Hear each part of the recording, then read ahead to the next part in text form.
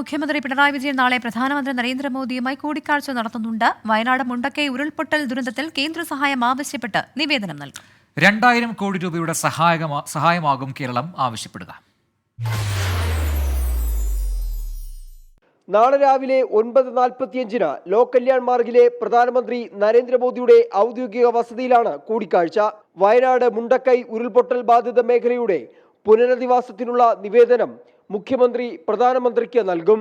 വയനാട് സന്ദർശനത്തിനിടെ എല്ലാ സഹായവും ഉറപ്പു നൽകിയ മോദി സംസ്ഥാന സർക്കാരിനോട് വിശദമായ നിവേദനം ആവശ്യപ്പെട്ടിരുന്നു. 2000 കോടി രൂപയുടെ സഹായമാകും സംസ്ഥാനം കേന്ദ്രത്തോട് ആവശ്യപ്പെടുക. ഇന്ന് വൈകിട്ട് ഡൽഹിയിലെത്തിയ മുഖ്യമന്ത്രി കൂടിക്കാഴ്ചയുമായി ബന്ധപ്പെട്ട ചോദ്യങ്ങളോട് പ്രതികരിച്ചില്ല. 24 ഡൽഹി.